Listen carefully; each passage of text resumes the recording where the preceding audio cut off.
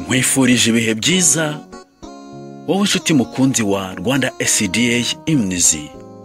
Ndagukunze kuko wabanje kunkunda, waranyiguriye inkirizi Kaluvari, ngukundiye ikamba ry'amahwa wahambikiwe. Ntabwo nigeze kugukunda nk'ubu ngubu. Ni indirimbo ya 62 mu ndirimbo z'Abadiventiste b'umunsi wa karindwi mu Kinyarwanda. Yesu ndagukunze, indirimbo yagiye ikundwa n'abantu batari bakeya kuva yakwitwa indirimbo yo guhimbaza Imana. Indirimbo yagiye ikundwa n'abantu batari bakeya kuva yakwitwa indirimbo yo guhimbaza Imana. Ni indirimbo ukiyumva wumva yivugira umuntu w'umunyabyaha umaze gusobanukirwa n'urukundo Yesu yamukunze, maze akavuga ati naho urupfu ruzanyegurira, nzavuga nti ntabwo nigeze kugukunda nk'ubu ngubu.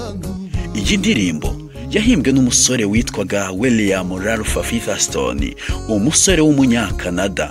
Ni umusore wabaye ku isi agafata byaye kuko yakenyutse ubwo yari afite imyaka 27 gusa.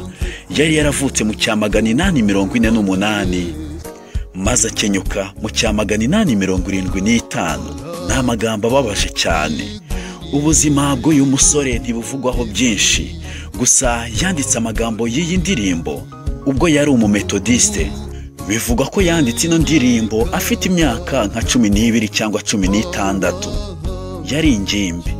Uyu Featherstone yanditse aya magambo ayandikira umu-aunti we wari utuye i Los Angeles muri California, ni muri Amerika, ariko yandika ari igisiga mwandikiye.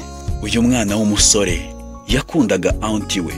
Uwo mu-aunti we nawe ubwo yari amaze kugisoma yaje kucyohereza mu Bwongereza. Mu Bwongereza ho niho umucuranzi w'umuhanga witwaga Adoniram Judson Gordon yaboneye icyo gisigo, maze nawe nk'umuhanga uyobowe n'umwuka w'Imana, cya gisigo agishakira injyana, maze iyo njyana ihinduka indirimbo tujya turirimba uyu munsi.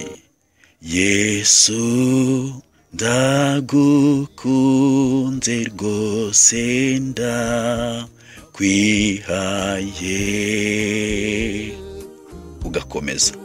Iyo niyo njyana Adoniram yahaye cya gisigo cya Featherstone hari mu cya 876. Nyamara Featherstone we yapfuye iyi ndirimbo itaraba indirimbo, yari ikiri igisigo cya aunti we, aunti yakundaga. Urupfu rwamutwaye habura umwaka umwe gusa ngo Adoniram ahimba injyana y'iyi ndirimbo. Yapfuye mu cya 875, indirimbo ishakirwa injyana mu cya 876. Ndetse iyo ndirimbo shasha kubw'uyu mucuranzi yahise ijya mu gitabo cy'indirimbo z'i London mu Bwongereza, itangira kwamamara na bugingo n'ubu.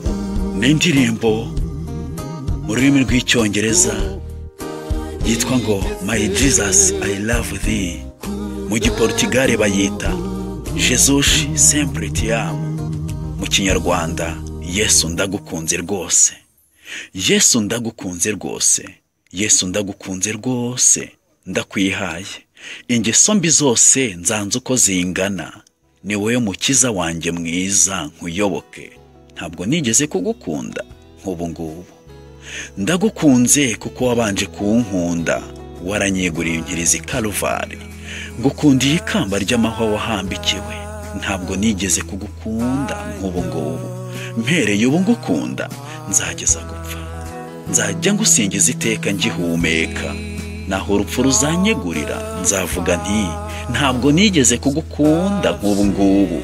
Ubwo nzagera aho waduteguriye, nzajya mpaguhamiriza iteka. Nzaguhimbaza nambaye ikamba ritunganye. Ntabwo nigeze kugukunda nk'ubu ngubu. Urukundo Yesu yakunze umunyabyaha ntawarurondora. Niyo mpamvu umunyabyaha yarasiwe n'akambi k'umucyo wa Kristo aririmba nk'uyu musore wapfuye afite imyaka 27 ati mpereye ubu ngukunda nzageza kugupfa. Nshuti mukunzi wa Rwanda SDA Imnizi, Imana iguhire kandi kubashishe kurushaho gusobanukirwa n'urukundo rukomeye Yesu yadukunze ubwo yemeraga kwambara akamero k'umugaragu w'imbata. Yari Jacques Lameke.